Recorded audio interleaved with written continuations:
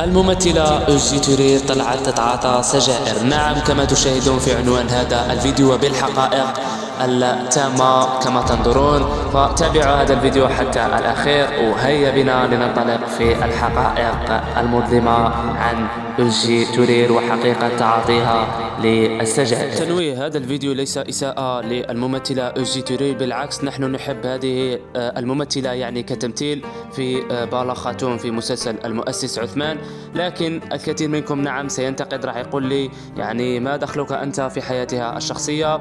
أنا أنوه على هذه النقاط لأن هذه الممثلة لديها تأثير كبير في الوطن العربي، فالكثير من يعني الناس راح يتأثرون بها، فنحن إن شاء الله سنوافيكم بالحقائق عن هذه الممثلة وحقيقة تعاطيها للسجائر بالدلائل القاطعة.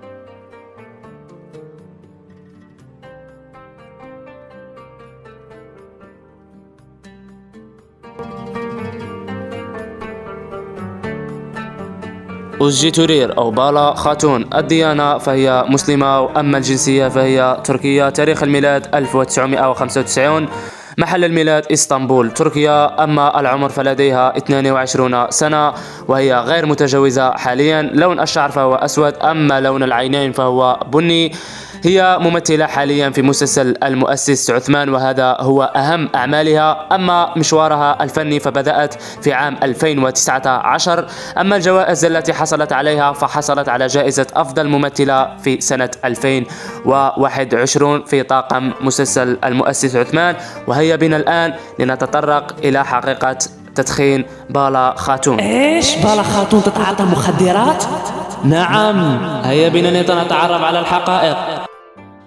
الدليل الأول: هذه الصورة من نهاية الموسم الثالث من مسلسل المؤسس عثمان، ويتضح فيها وجود سيجارة إلى جانب المقعد التي تجلس فيه أوجي تورير أي بالا خاتون. أوكي، فحقيبتها تؤكد أنها كانت تجلس هناك. إذن هل قام أحدهم بوضع السجائر أمام مقعد أوجي؟ بالطبع لا، لأنه لو لم تكن السجائر خاصة ببالا لما قامت برميها أو إبعادها عن مكانها، مع العلم أن السجائر بقيت هناك في جميع صور بالا مع طاقم العمل في هذا المقعد. إذن فالسجائر تعود لبالا خاتون. أوكي، الآن هذا الدليل الأول. بالتأكيد كثير منكم راح يكذبني، راح يقول لي ممكن ما تكون لها. أوكي، الآن راح أعطيكم الدليل الثاني لكي تتأكدوا من أن أوجي تورير أو بالا خاتون تتعاطى السجائر.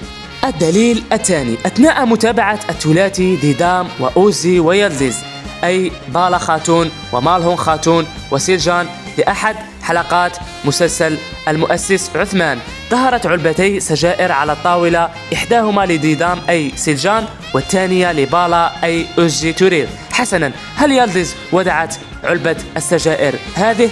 بالطبع لا، فالعلبة تعود لبالا خاتون التي في الدائرة السوداء، بينما علبة السجائر الخاصة بيلدز لم تظهر في الصورة. فبالتأكيد هنا هذا الدليل الثاني يؤكد أن بالا خاتون تتعاطى السجائر أو التدخين، فهذا ثاني دليل يؤكد أصحية كلامنا. فهيا أعطيكم الآن الدليل الثالث الذي يؤكد كلامي. أوكي، الدليل الثالث بالتأكيد، اليوم معكم المحقق كونان بالتأكيد. الدليل الثالث: في هذه الصورة تلاحظون أن بالا خاتون تتواجد مع امرأة وهذه الامرأة هي طبيبة.